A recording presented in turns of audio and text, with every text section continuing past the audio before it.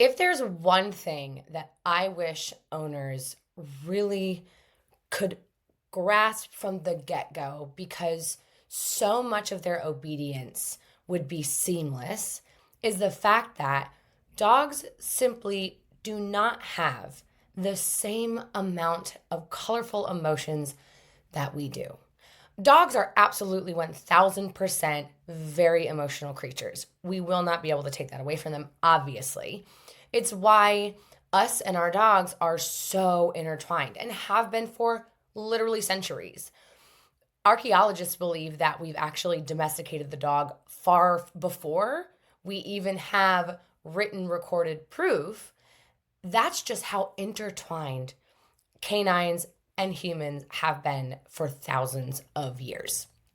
If you think about it, horses, they all look like horses. Sheep, they look like sheep.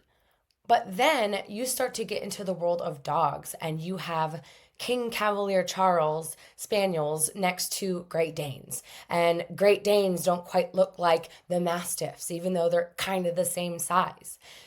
We have had our human fingerprints on dogs for as long as dogs have been dogs, because each was bred for a purpose.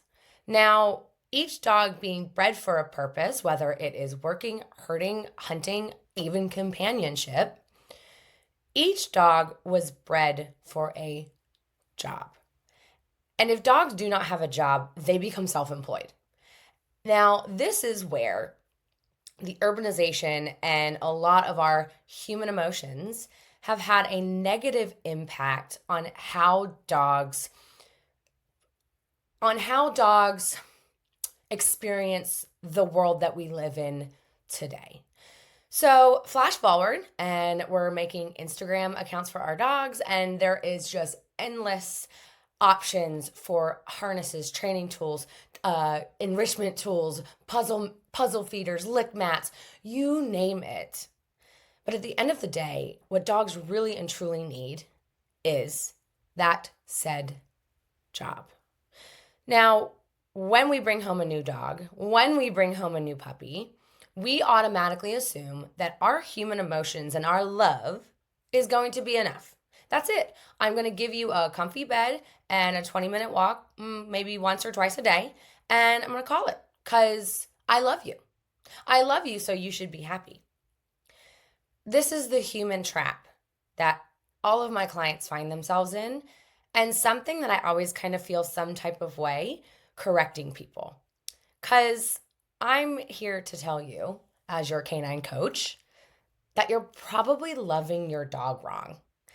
And I know y'all are not going to want to hear that, but when we understand that a dog, in the truest sense of the word, feels the most fulfilled when they have purpose in their lives. It's just like us. We retire and we might kick it for a couple of months, but we inevitably get bored. My father retired 3 years ago, and he just finished Route 66 doing his auto appraisals all across the country. You can't keep a good dog down. Now, when I adopted Bubba Gump, I tried the same exact thing. I tried to love him through it. I tried to apply my human emotions to a creature who was suffering with his own set of emotions. When I placed a lot of that anxious energy and a lot of that, well, I'm not really sure about it too, but I love you, buddy. It's okay. It's okay. That was the moment that I realized that I was actually backtracking in my progress with Bubba. But when I learned that leadership is their love language, this changed everything. Dogs do not experience love the same way that we do. They obviously love us, but we show love through affection, through softness, through verbal validation, maybe letting things slide with each other and with our dogs.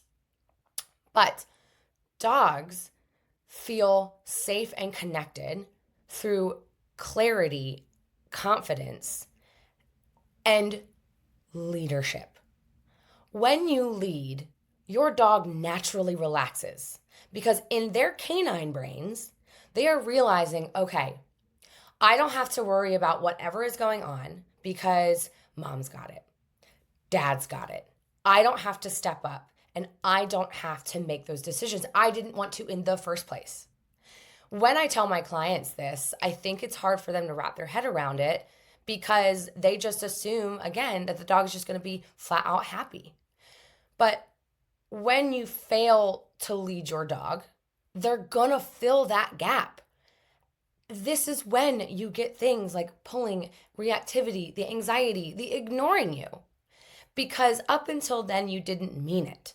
You didn't have that trustworthy guidance to keep your dog's safety and interest in mind and keep it going. You didn't give them their JOB.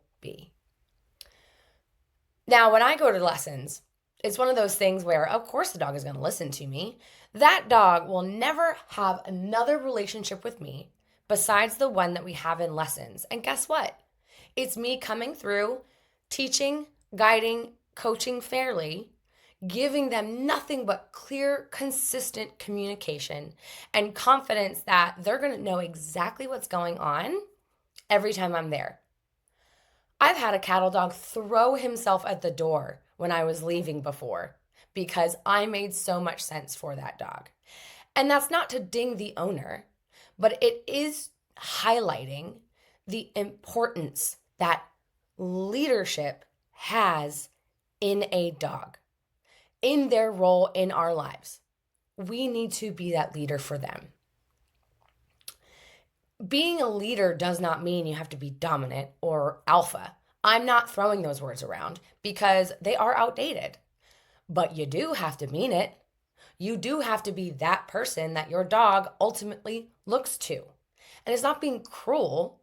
It's about giving that clear, consistent, confident guidance that allows you to set your dog up for success every single day.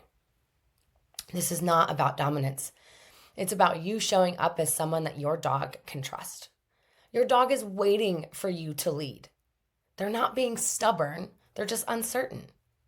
So when you learn that leading them first and loving them second actually creates a far deeper connection, everything is going to change.